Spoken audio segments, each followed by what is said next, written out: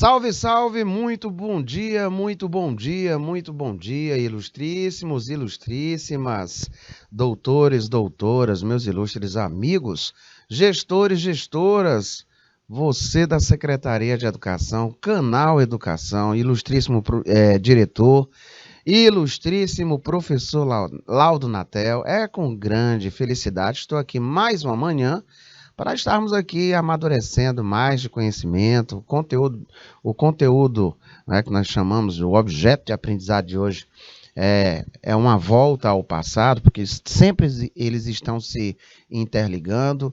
No dia de ontem, muitas questões e a dica, né, dicas de prova. Então, você que vem acompanhando as dicas de prova desde a semana passada, pega os slides da semana passada, os slides desta semana e os slides da semana que vem, nós vamos fazendo aí as revisões finais, né, porque a nossa prova, ela se avizinha, ela vem e vem rápido, tá? Então, a Alana Liza, né, dos Santos, muito bom dia, está nos acompanhando ali pelo chat do YouTube.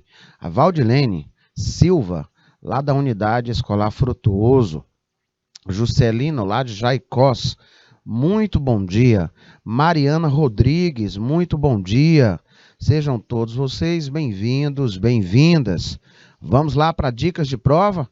Deixamos aí para vocês questões para casa. Tá? Alguns já fizeram, já me mandaram respostas ontem à noite. Outros estão na luta.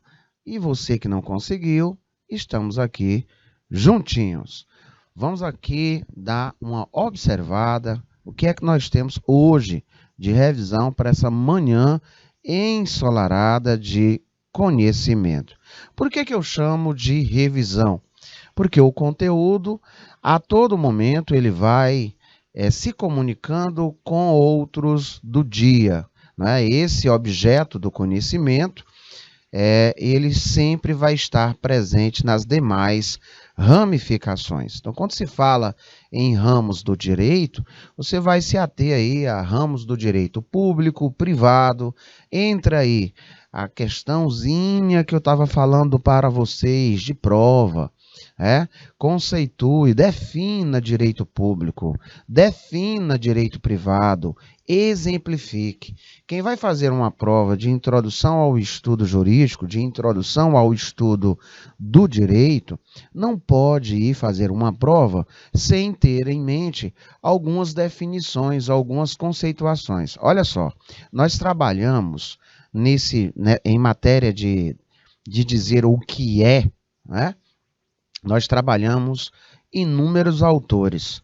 Então, leia essas definições de alguns autores e você vai conseguir verificar que eles vão ter pontos em comum. E esse ponto universal, ele vai estar sempre presente nas demais ramificações do direito, nas demais áreas específicas. Ah, eu vou estudar direito civil ou processo civil. Você vai observar que muito do que você aprendeu aqui em termos de base vai ser utilizado no civil, lá no penal, no constitucional, no empresarial e assim sucessivamente. Então, você não pode ir fazer uma prova dessa disciplina sem ter em mente. Vamos lá. O que é direito? Qual é a importância do direito para a sociedade? O que é lei? O que é sanção jurídica? O que é norma? O que é norma jurídica?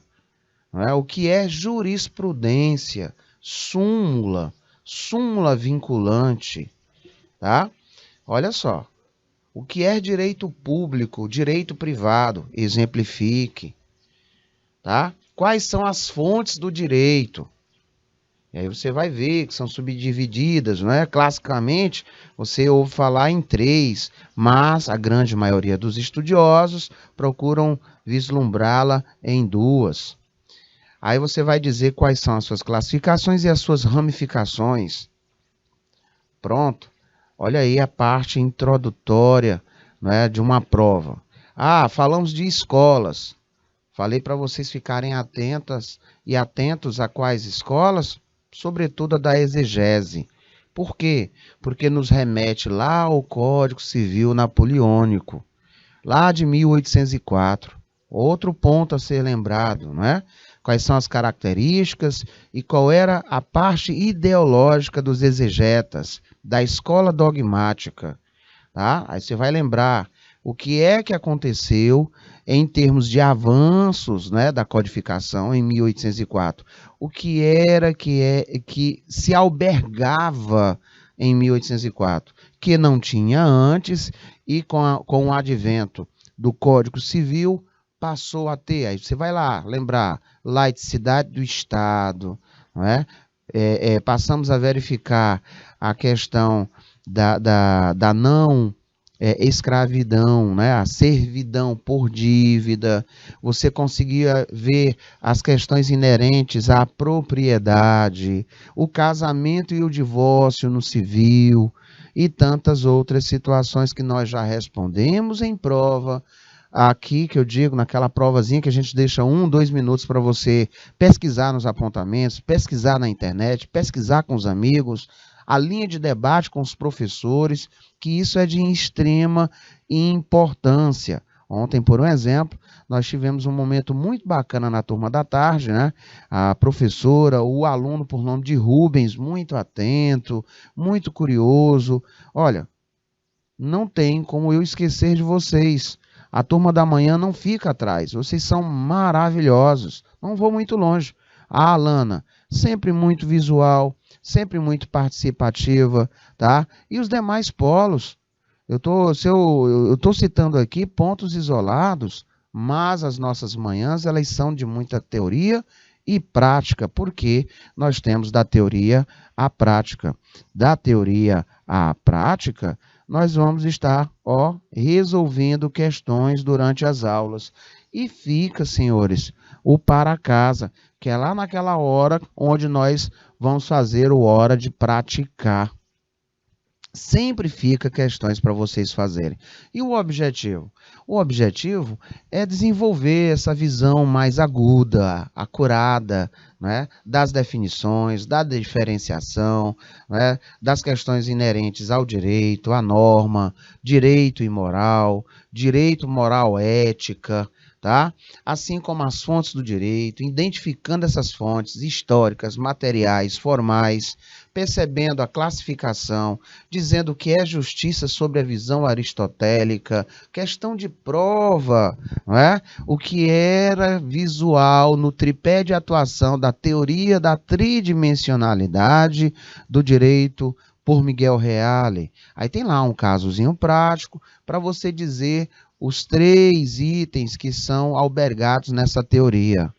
Então, para quem está me ouvindo, para quem vai depois ver a aula gravada, anota no ponto a ponto, procura no slide, vê no teu caderno. Tem aluno que me perguntava no início do curso, professor, me dê uma dica de como estudar isso para ficar mais tranquilo. Eu digo, olha, você vai anotar o slide, vai anotar o tópico e vai anotar os principais itens que eu falo para você. Depois você volta e faz a sua leitura individualizada.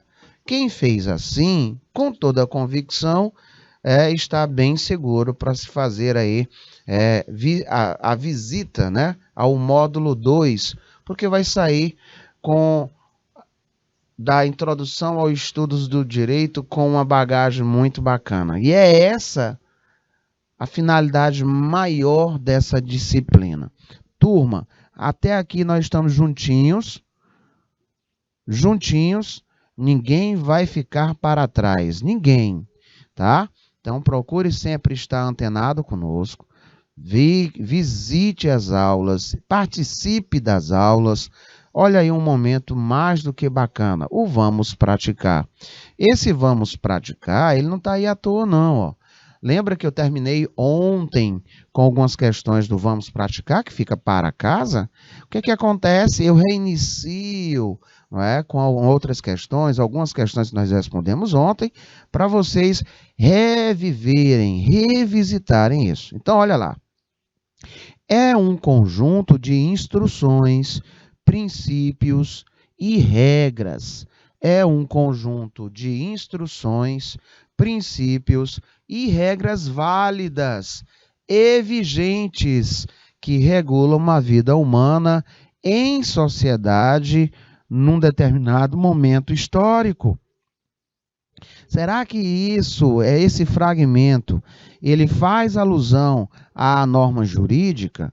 Muito bacana para quem colocou errado, tá? Mas não te preocupa, eu já coloquei aqui para vocês a referência.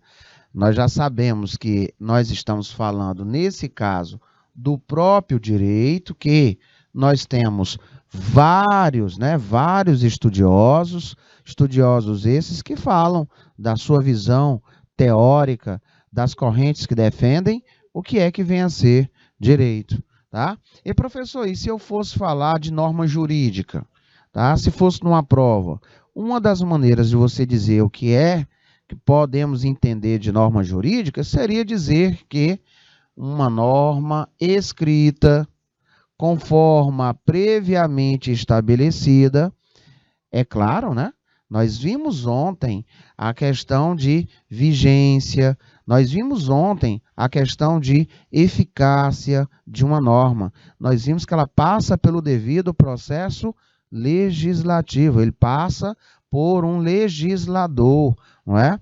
Ele surge a partir do momento de um fato social, não é? Anteparado pelos valores, e aí temos que ter a segurança jurídica. Olha aí, terminamos de brincando aqui fazer a observação sobre a tridimensionalidade, né? Essa previamente estabelecida, ela cria, ela modifica, ela extingue regras jurídicas.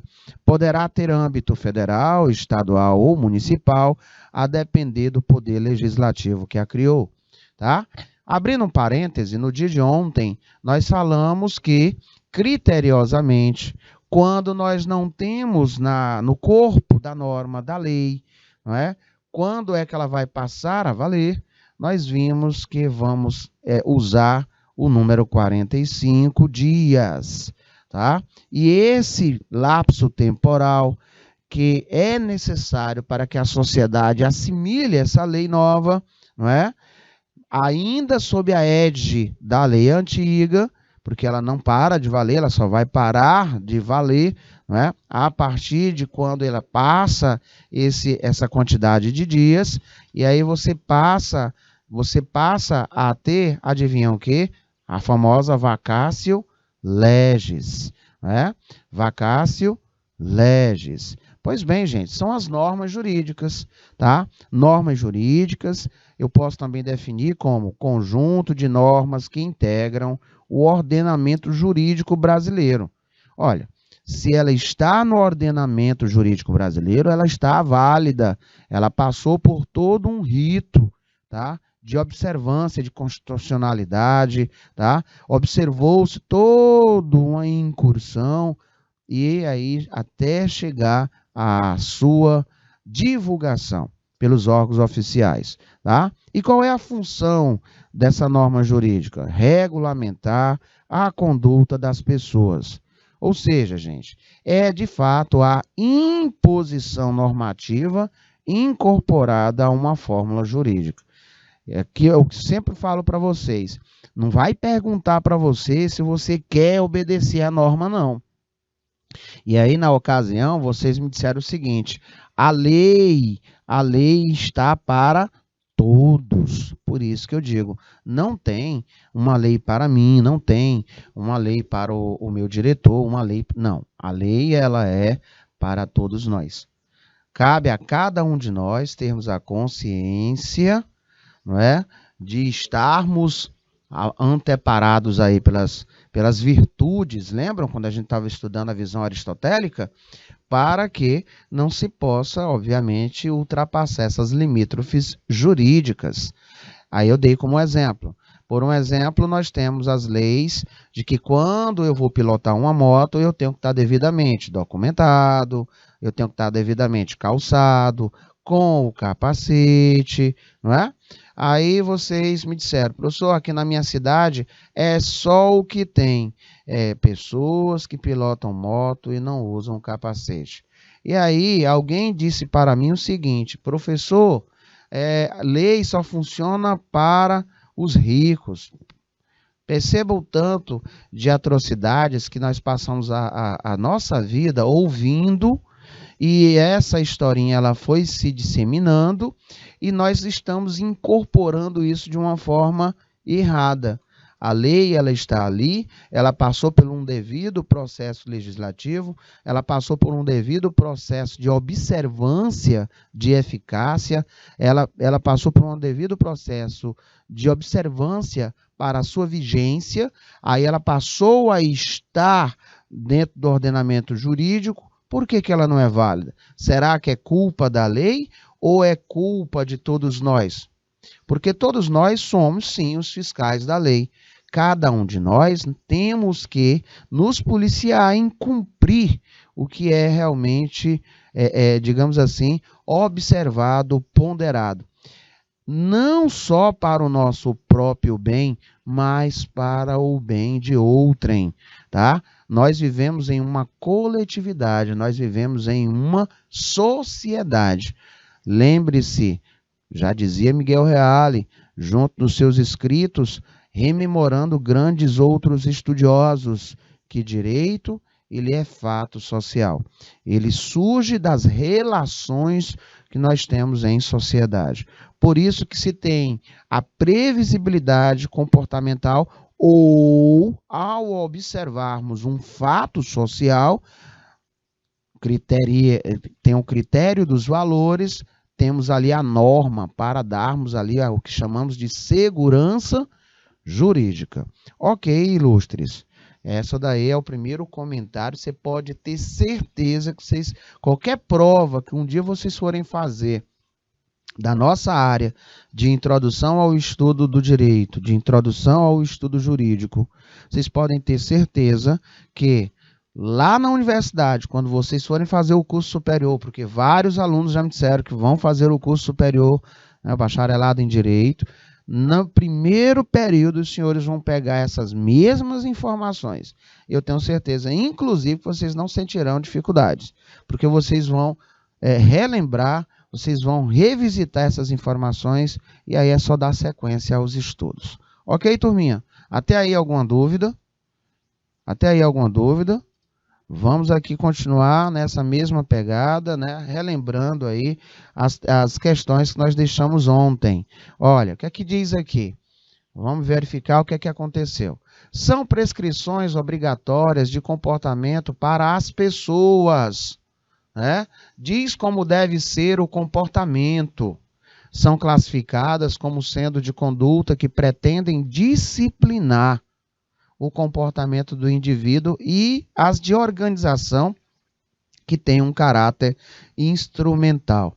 Bom, em qualquer lugar que estejamos nós, onde há um grande convívio, né, há um fluxo de pessoas muito considerável, a exemplo, por assim dizer, de uma escola, nós sabemos que aí temos os regimentos, que temos as normas, não é?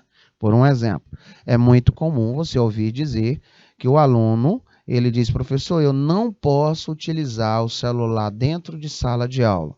É norma da escola, tá? Todo mundo já sabe que isso é padrão, a menos que o professor, no caso aí da tua sala, ele libere para fazer uma pesquisa avançada, se utilizando aí do ponto de internet, por um exemplo, da própria escola, não é? Mas aí é o professor que vai liberar. Então, o que é que eu posso ainda dizer?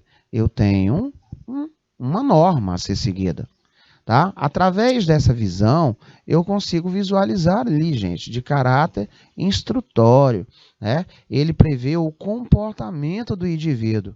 E aí, João Costa, respondendo ali no nosso IPTV, ele disse, professor, essa afirmação ela está correta e estamos juntinhos. E turma, até aqui todo mundo relembrando, todo mundo tendo noção de como é que vai ser uma prova de múltipla escolha e também de responder. São as famosas questões o quê? Subjetivas, tá? Ah, professor, então posso dizer que norma é uma regra que deve ser respeitada. Exatamente, gente. Você pode dizer isso. Norma é uma regra que deve ser observada, respeitada, com certeza, tá? Você entra na sua sala de aula, o professor estando, o que é que ele pede? O que é o regramento comum? Nós pedirmos a autorização para poder sair ou para poder adentrarmos, né? Professor, eu posso ir ao banheiro? Professor, eu posso ir beber água? Tá? O que é que você consegue visualizar? Você consegue visualizar que temos regimentos, regramentos, mesmo numa escala social, e que devam ser respeitadas, e que permite, gente, através desse respeito, né, ó, que permite o quê? O bom convívio, não é não? Que permite ajustar ajustar determinadas condutas, para termos aí uma previsibilidade de comportamento, tá? Determinadas condutas ou determinadas atividades. Com isso, nós conseguimos uma maior integração social, nós conseguimos uma melhor convivência, né, de maneira mais harmônica, tá? Mais urbana. Certinho até aí? Então, parabéns ao pessoal de João Costa que respondeu ali, e eu fico muito feliz com a participação dos senhores e das senhoras. Nessa próxima questão, ele diz o seguinte: conjunto de padrões, regras e de diretrizes colocadas de forma simples que contém orientações comportamentais ou especificações técnicas ou critérios que devam ser seguidos ou respeitados. O fragmento faz referência à norma. E aí, sim ou não? Terminei de dar o exemplo para vocês, não é, de uma série de normas que devam ser observadas, tá? Terminei de verificar aqui junto com vocês, vamos lá, das mais a menos, que são os regimentos internos, né, as normas presentes nas escolas, nas empresas, não é? As normas de convívio social, tá? Pedro II ali dizendo ali a participação deles, que está correto, tá? Eu terminei de dizer para vocês que também nós temos as normas jurídicas. Elas visam ou não visam a questão do comportamento, do anteparo legal de boa convivência, de limítrofes jurídica. Por um exemplo, será que a pessoa que fuma, ele pode fumar em qualquer lugar? Não é? Claro que não. Há um conjunto normativo positivado, um direito posto, não é? De caráter e observância a nível nacional, onde você tem estipulado locais para que estas pessoas que são detentoras desse ato de fumar, do vício, né, de usar cigarros, eles possam se adequar. Eu falei isso porque assim o Ministério da Saúde já nos adverte. Tá bom? Então, olha só, eu tenho aqui, por um exemplo, nesse exato momento, o quê? Ó, um correto, certinho? Então, nós temos aqui correto. Então, moral, ética. Quem vai fazer essa prova, pessoal ali do chat, ali do YouTube, ok, Pedro II. Quem vai fazer a prova, com certeza vai se deparar com essas informações, com esses questionamentos, né? O que é direito, tá? O que é norma jurídica, o que é sanção jurídica, tá? O que é jurisprudência, quais são as fontes do direito, ou como são classificadas as fontes do direito.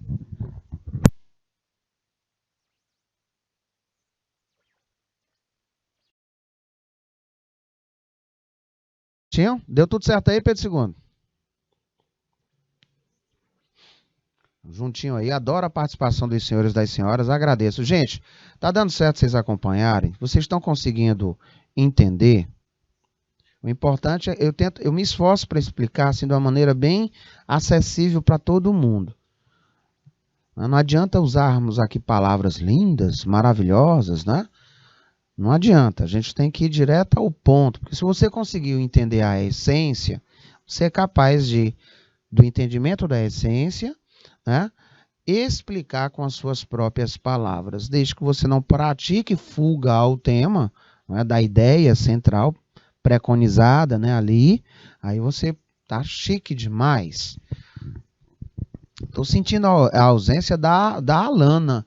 Alana Laisa, sempre muito participativa. Alana, eu me esqueci a cidade, né? É Pedro II, salvo engano, não é não? Alana Laisa. Como é o nome da escola aí de Pedro II? O polo aí de Pedro II. O nome da professora ou do professor. E aí o pessoal lá de Várzea Branca, São Lourenço, né? Professor, tá ali, é porque ela tá agora no IPTV. Muito bem, é a mediadora lá da escola Tertuliano. Né, Alana? Tua turma é muito participativa. Eu sinto falta quando vocês estão muito quietinhos. Desde quando eu tive o privilégio de conhecê-los, a sala de aula lá da professora Alana, ela lá da escola Tertuliano em Pedro II, é muito participativa. Então, um abraço, uma salva de palmas para vocês. Olha aí, ó. Coraçãozinho, porque eu adoro gente participativa. Quanto mais você participa, mais você faz parte de um processo incrível de aprendizado. Você não esquece. É igual aquela questão que você... Só faltava ela para você tirar um 10 e você esqueceu. Deu aquele branco que a família merece. E aí você chegou em casa ou saiu da sala de aula do centro de aplicação de prova, você vai procurar por aquela questão. Eu aposto, você nunca mais esquece. Quando não isso, na hora que você entrega a prova, que você levanta, que sai, que você se acalma um pouco, você diz assim, oh, rapaz, o que foi? Eu errei a questão, errei. Eu tenho certeza que eu errei aquela questão. Eu marquei uma coisa e era outra completamente diferente. Entende?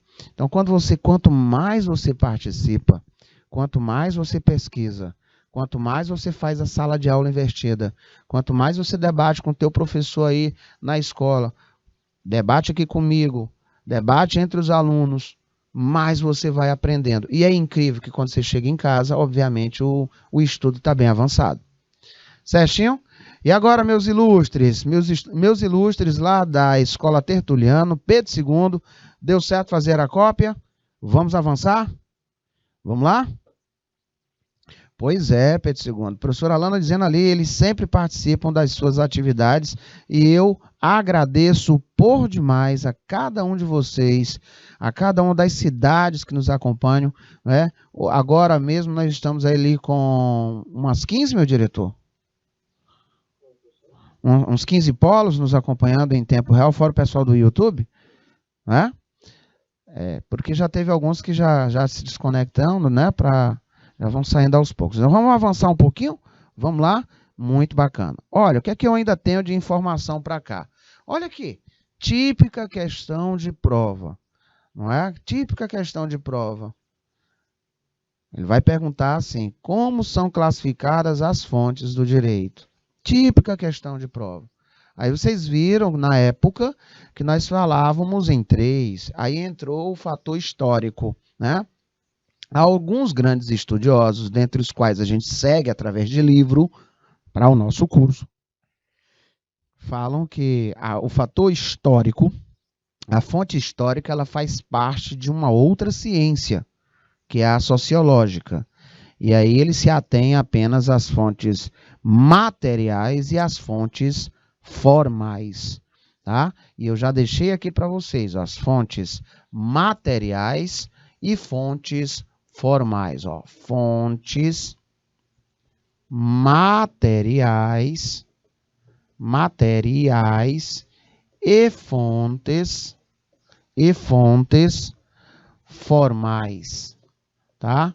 Nas fontes materiais, o que são os fatores que criam o direito, que são as causas da criação de tal norma, pessoas, acontecimentos e etc., né, que levaram o Estado, que é o competente para tanto a criar tal norma. Aí nós temos as fontes chamadas de imediatas, Estado, e fontes mediatas, sociedade. Nas fontes formais, que são as ferramentas pelas quais as normas chegam ao conhecimento da sociedade, as fontes imediatas, nós temos a lei, os livros e etc. E as fontes mediatas, nós temos a jurisprudência, doutrina e ficamos por aqui para não enlastecer demais a tua resposta. Então, se numa prova nossa cai como são classificadas as fontes do direito, se você colocar lá fontes materiais e fontes formais, que se subdivide em fontes mediatas e imediatas, e fazendo essa parte aqui de vermelho, com toda a convicção, não tem um sequer professor que vá desabonar a sua resposta, tá? E professor, mas eu colocando só fontes materiais e fontes formais. Show de bola, porque ele perguntou por uma classificação simplória. Alright? Certinho? E aí, em homenagem aí ao meu diretor, quando ele me vê aqui, ele diz, professor, sempre eu penso que o senhor vai falar inglês, né? Que me acompanhou muito tempo lá no ensino médio, ministrando aulas de inglês, e aqui ele sempre tem essa impressão. Olha, outra questãozinha de prova. Vocês estão anotando, gente? Vocês estão anotando? Bote aí, ó. Eita, dia tal, slide 13, o professor falou só questões de prova. Olha só, mas é a aula inteira, meu povo. Quem está anotando, diz, professor, eu tenho aqui ciência de como é que vai estar essa prova.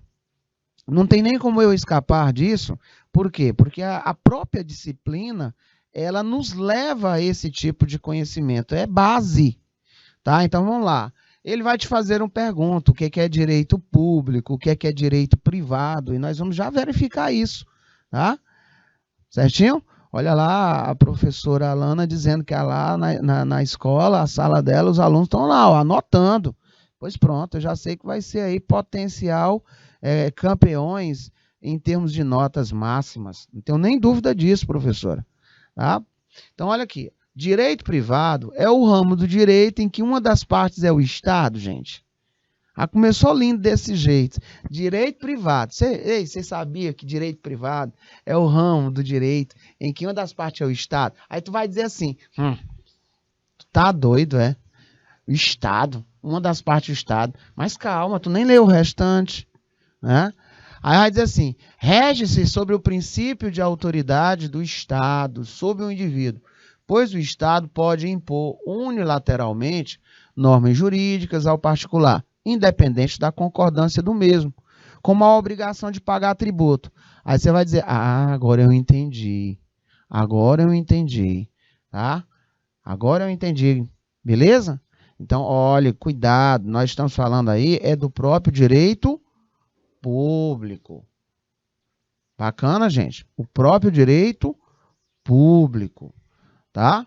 Agora sim, tá correto. Se eu disser que direito público é o ramo do direito em que uma das partes é o Estado, tá tranquilo daqui para frente, você vai botar isso, tá? Se perguntar lá para você o que é direito público, o que é direito privado, pedir para você definir, pedir para você exemplificar, tranquilo. E aqui embaixo eu já coloquei o relembrando, né?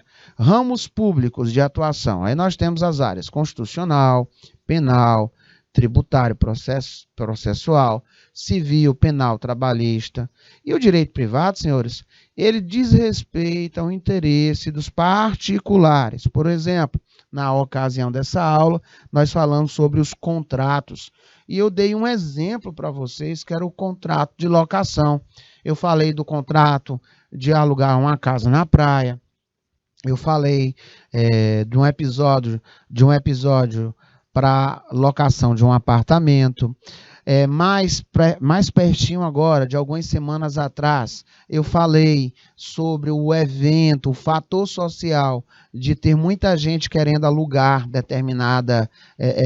determinados imóveis para moradia e ter a pequena quantidade surgindo o efeito, né, da oferta e procura e a desigualdade entre essas pessoas que não têm moradia atingindo os valores, fazendo surgir aí a necessidade de se legislar sobre isso, que é a lei do inquilinato, que foi o que nós falamos até aí. Olha aí, a teoria da tridimensionalidade. Eu trouxe para vocês, nessa ocasião, um texto que falava sobre isso. E aí ela perguntava pelos 3 elementos pertinentes a essa teoria. Aí você tem ali, né? O fato, você tem o valor e você tem a norma. Pronto, terminamos de responder uma questão de prova.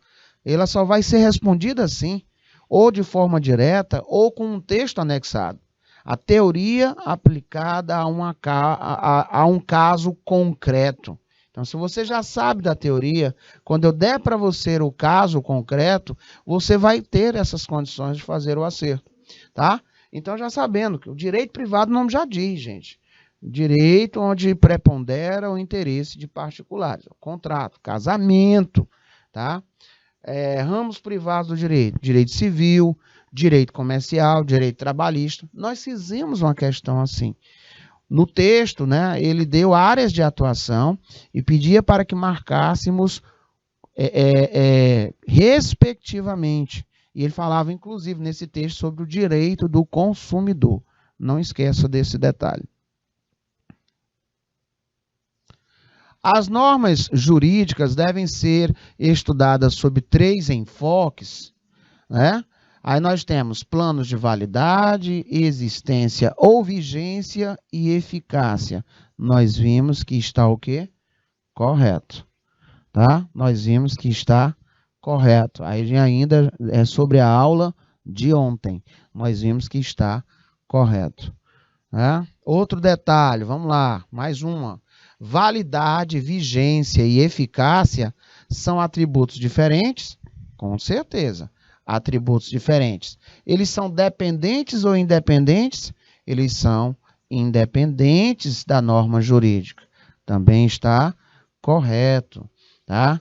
Também está correto. Se marcar, pedisse para marcar verdadeiro e falso, aí depois marcar uma sequência, estaremos aqui caminhando muito bem. Ainda sobre a aula de ontem, olha lá, sobre a aula de ontem. A vigência possui uma dimensão temporal, podendo dar-se por tempo determinado ou indeterminado. E ela vai ser situada entre a validade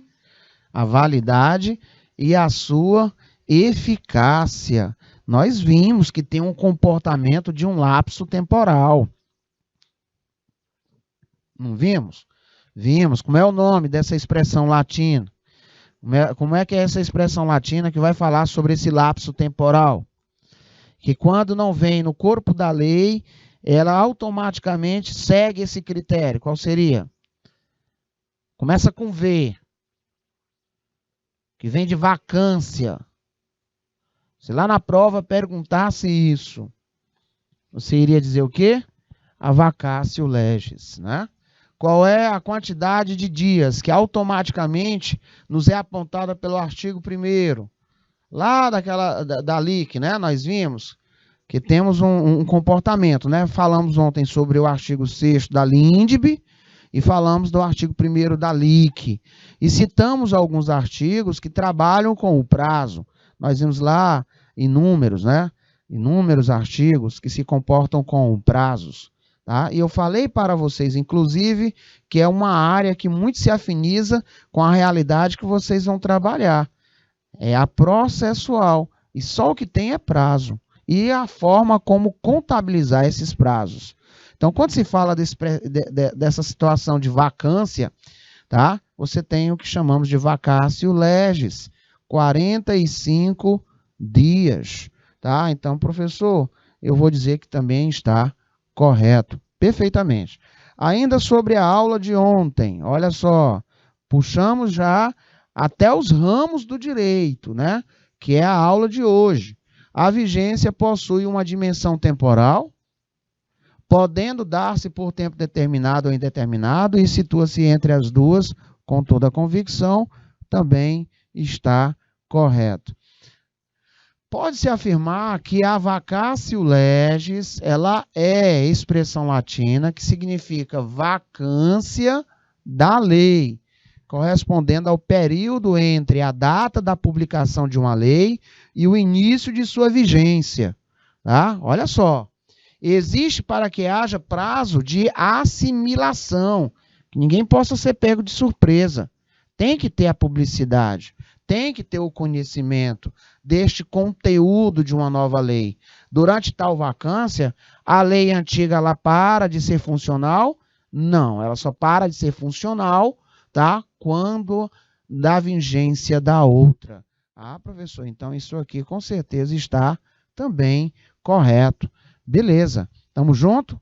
Tudo bom, Olívia? Muito bom dia, mediadora dos alunos lá, professora Olívia, lá da Maria Beroniza de Souza, né? Lá do Pedro Laurentino. Nós temos os ilustres alunos. Tiago Martins é aquele aluno que muito participa, junto com os Zeus. Será que é ele? Nós temos o Lúcio Carvalho, Ismênia, Maicon, Jaciele, Joselton, o Kaique Martins, muito participativo também, e o Wallison, é isso? Li errado ou li certo? Se eu tiver lido no último nome errado, me oriente, por gentileza, tá? Aí foi a professora Olívia, lá de Pedro Laurentino, né, marcando presença conosco, lá da escola Maria Beroniza de Souza, é isso? Me corrijam aí se eu estiver errado. Estão aí pelo nosso chat do YouTube participando, atentos. Também temos lá o pessoal lá do Pedro II, também ali anotando tudo. A professora terminou de colocar ali para mim. Professor, aqueles sempre participam das atividades, eles anotam tudo. Então, com certeza vão arrebentar. Olha, João Costa, forte abraço. Os ilustres de João Costa também são muito participativos, né? E está correta a resposta de vocês. Vamos dar prosseguimento, senhores, no nosso primeiro momento, né? Vamos relembrando aí os tópicos que se fizeram presentes para a aula de hoje. Quando nós falamos em ramos do direito, você já consegue visualizar a área de atuação, né? A área de atuação. E eu posso, por assim dizer, que os ramos do direito, né, relembrando, são os seguintes. Nós temos o direito público externo, internacional público e internacional privado. Nós temos o direito público interno, aí você vai ter constitucional, administrativo, tributário, penal, processual. Este último, o processual, ele é subdividido, meus ilustres, ele é subdividido, ó, marca aí, o processual, ele é subdividido em processual penal, processual civil, processual tributário, processual eleitoral, trabalhista e constitucional, que é o que vocês vão estudar aí no módulo 2, tá? No módulo 2.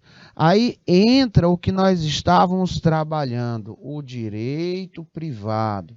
O direito privado, aquele, né, que se dá entre particulares. Olha só, o que é que vai acontecer? Comercial, trabalho e civil.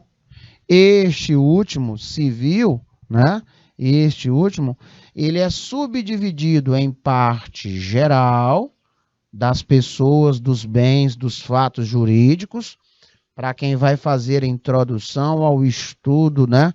Introdução ao estudo do direito civil, do direito processual, vai ver muito isso, tá? Das pessoas, dos bens, dos fatos jurídicos e da parte especial, das obrigações. Pensa num conteúdo muito top. Direito de empresa, direito das coisas, pensa numa área maravilhosa.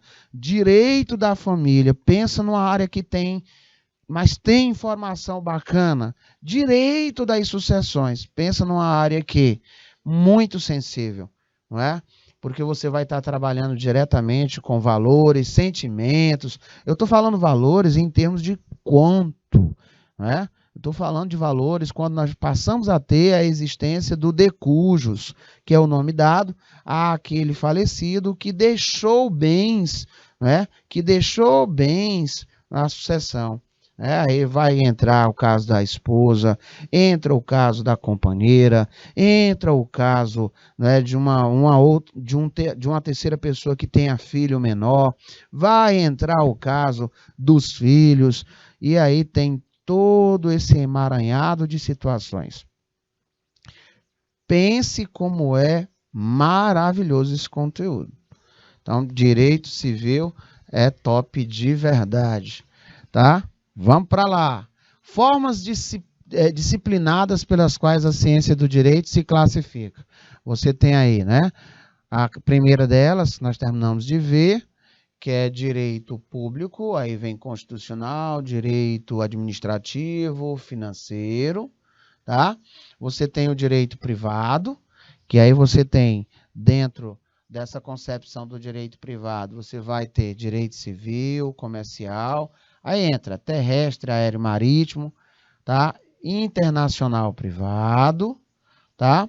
Direito privado social. Direito privado social, você tem direito do trabalho, industrial, rural, direito judiciário, canônico, internacional e público, tá? Basicamente, você poderia resumir isso em ramos. Você vai dizer assim, professor, eu vou logo naquele mais prático, tá? Eu vou logo no mais prático, eu vou dizer que é público e privado.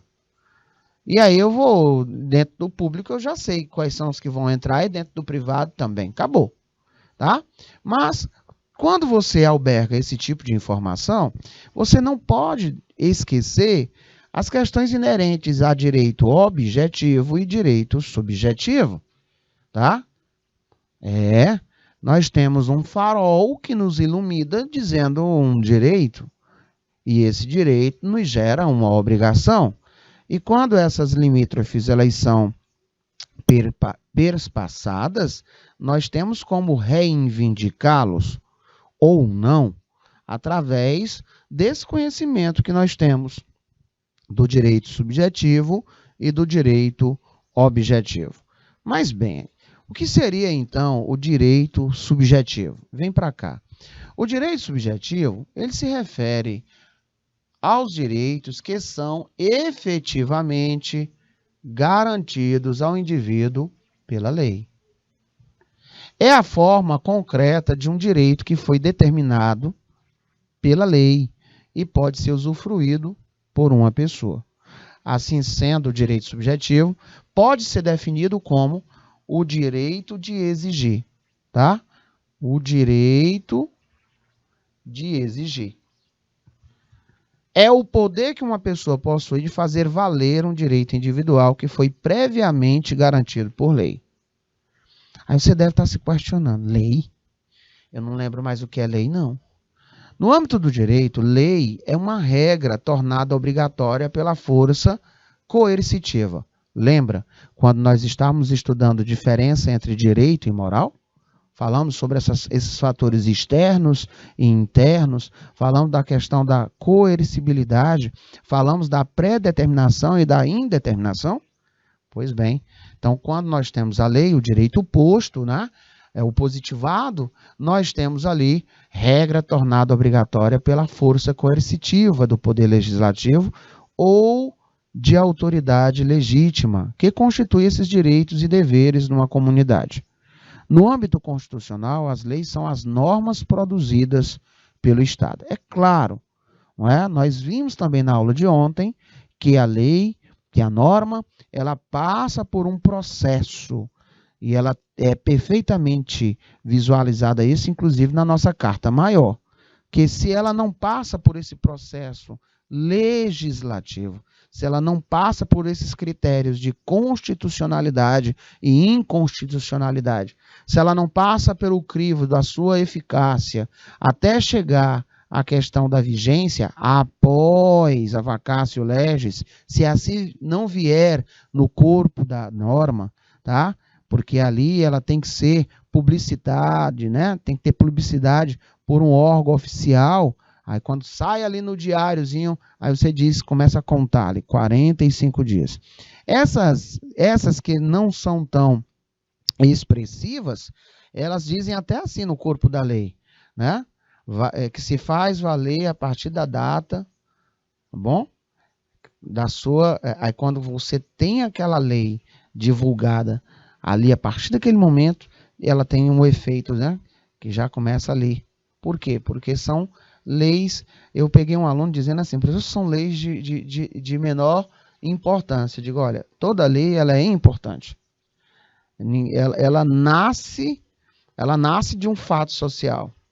Ela nasce da necessidade de se proteger, de se tutelar algo, né, da coletividade, para que individualmente a gente possa se sentir acolhido de uma forma tal que eu consiga ter a paz social, né? Então, gente, olha aí o critério da lei, tá?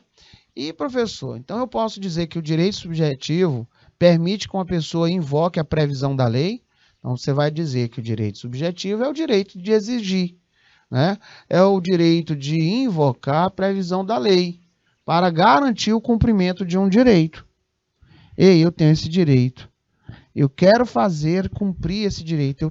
Eu posso exigir, tá? O direito subjetivo recebe esse nome, pois é uma referência ao sujeito de direito, ou seja, a quem possui o direito. Então, quando você vê o nome subjetivo, né, você vai dizer, é o direito de exigir, tá? É o direito de exigir. É quem possui o direito, tá? Professor, e o objetivo? Pode ser conceituado como um conjunto de normas elaboradas pelo Estado que tem como objetivo regular os fatos sociais. Seu descumprimento resulta em uma sanção. Eu sei que tem ali uma lei, tem ali uma norma, e que se eu não observar, não é, pode-se valer o Estado da sua autoridade a fazer com que eu cumpra a sanção. Aí entra a multa, né? Entra a detenção, entra a prisão, entra serviços prestacionais sociais, né? Entra as questões inerentes à distribuição de cestas sociais, de cestas básicas, né? E tantas outras situações previstas em lei. Né? Elas estão ali, um direito posto. Sendo assim, senhores, o artigo 121 do Código Penal, ele reprime um fato. Né? Qual seria esse fato? Matar alguém. Se uma pessoa se enquadrar nessa conduta, ele vai ter ou não vai ter consequência? É claro que vai ter, professor. Ele vai ter consequências da legislação penal, né? Que fala que essa pena aí, ela tem as suas variações dependendo, né, se é qualificado ou não, qual é o tipo de observação. Mas isso aí é lá do direito penal. Direito penal também é uma outra área simplesmente linda. Então, sanção, gente, é um termo jurídico que aceita essas acepções, essas definições. Pode ser conceituada como punição, pena correspondente à violação de uma lei, tá? Pena correspondente a uma violação de uma lei. Aí você tem a sanção jurídica. Resumindo, ilustres colegas, vamos lá. Direito objetivo e direito subjetivo são duas formas diferentes e interligadas de relação com o ordenamento jurídico. A diferença entre o direito objetivo e o direito subjetivo existe pelo fato de que a palavra direito, ela pode significar tanto no ordenamento jurídico quanto as prerrogativas por ele garantidas. É por isso que na ocasião eu falei para vocês as palavras law, lei e right, dever, né? Direito. Law, lei, right, né? É o direito. No nosso nome direito, ela tem essas duas informações. Assim, o direito objetivo, ordenamento jurídico, confere direitos subjetivos, que são as prerrogativas aos indivíduos. Então, você tem ali o farol e o caminho a ser percorrido para a manutenção desses, tá? Quando você for ler esse slide, fique muito, mas muita vontade para não esquecer de anotar isso aqui, ó. O direito objetivo, ordenamento jurídico, confere direitos subjetivos, prerrogativas ao indivíduo. Uma técnica eficiente para distinguir direito objetivo de direito subjetivo é traduzir os conceitos para o inglês. Então, direito objetivo equivale à lei, né? Law. Enquanto que o direito subjetivo é a prerrogativa, é right, que é o direito, tá?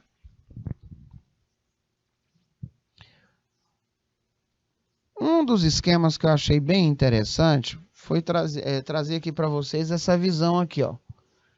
E aí nós vamos verificar isso no segundo momentozinho da nossa aula. Nós vamos voltar desse slide, nós vamos debater mais algumas situações e aí, é claro, aquele momento de hora de praticar. É rapidão, não sai daí. É só o tempo do break.